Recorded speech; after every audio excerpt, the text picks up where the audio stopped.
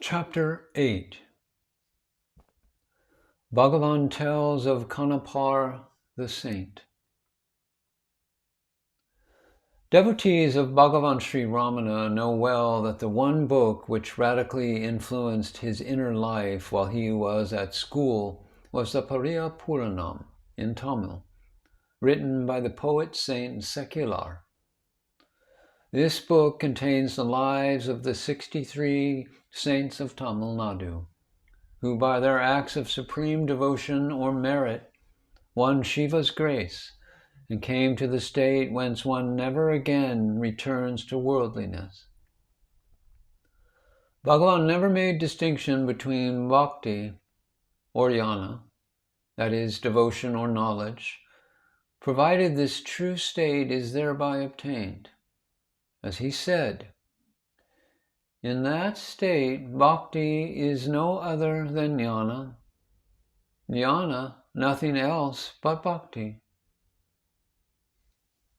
This is Bhagavan's experience of them both. In his perpetual silence, Sri Ramana was looked upon as Sri Dakshinamurti, and his teachings always emphasized cause and effect aspect, the karya karana. The emphasis of this aspect was so great that there seemed to be no room in his teaching for anything but pure reason. People even used to feel that it was all cold and heartless logic. But those who have lived with Bhagavan know only too well that Bhagavan's heart, a strange term this, is Bhagavan different from heart? But that heart was full of feeling for suffering humanity. His great disciple Ganapati Muni used to say that Bhagavan had the light of the teacher Sri Adi Shankara, the heart of Sri Ramanuja, and the analytical powers of Sri Madhavacharya. Be that as it may, on several occasions, Bhagavan revealed in his life the aspect of true bhakti. Once on the night after the Kartikaya Deepam, the deities Arunachala and Apitha Kuchamal were in procession around the hill.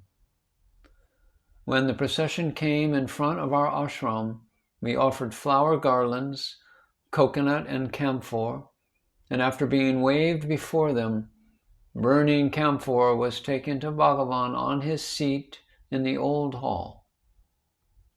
The devotees took this camphor, along with the ash prasad, the vibhuti of Arunachaleshwara, and began to wave it before Bhagavan. But he exclaimed, "Why all this? The Son is included in the Father." Once someone placed the Pariya Puranam in Tamil prose in Bhagavan's hands, and he began reading it out. Now Bhagavan was a past master in storytelling, and he used to tell stories by the hundreds. His solo acting was ever the admiration of his devotees. His modulation of voice for different characters, suiting gestures and postures for each incident, was wonderfully effective.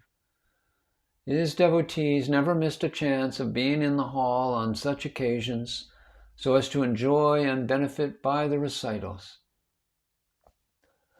Bhagavan began to read out the life of Kanapar, the great devotee saint. He went on reading incidents in his early life and how he went to the forest and found Kudumi Davar, the Shivalinga, his lord, up the Kalahasti hill in the Chittoor district of Andhra state. Then he told how Kanapar worshipped the Shivalinga with water carried in his own mouth, flowers taken from his own hair, and the well-cooked and tasted beef prepared for his own meal, knowing no better and having no better to offer his beloved Lord. The way in which the ordained priest Shiva Vichara resented the intruding defiler of the sacred Shivalinga was so characteristically brought out by Bhagavan, with his own explanations of the rites and the meanings of the mantras used in the worship, that it enriched the recital greatly to the benefit and admiration of the devotees. Then came the scene of scenes, when the Lord in that Shivalinga tested Kanapar and incidentally revealed to Shiva Vichara the intensity of the forest hunter's worship from a place of hiding. He saw the unexpected trickling of blood from one of the eyes on that Shivalinga. He saw Kanapar running to and fro for herbs and treating the Lord's eye with them. Then he saw how, finding them all useless, Kanapar plucked out one of his own eyes and applied it to that in the Shivalinga. Then, seeing the treatment was effective, he ran into ecstasies of joyful dance. When Bhagavan came to the story of how Kanapar was plucking out his second eye to heal the second of the Lord, and of how the Shivalinga extended a hand to stop him, saying, "Stop, Kanapar," Bhagavan's voice choked. His body perspired profusely. His hair stood on end, and tears gushed from his eyes. He could hardly utter a word, and there was silence, pin-drop silence in the hall.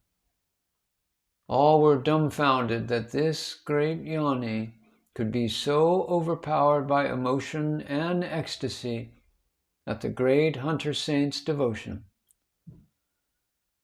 After a while, Sri Bhagavan quietly closed the book, dried the tears in his eyes with the ends of his towel, and laid aside the book, saying, "No, I can't go on any further." Then we could realize the import of his words when he said, "Having become silent, if one remains like a stone, can that be called real silence?" His blossomed heart had in it the perfect warmth of devotion, no less than the supreme light of knowledge.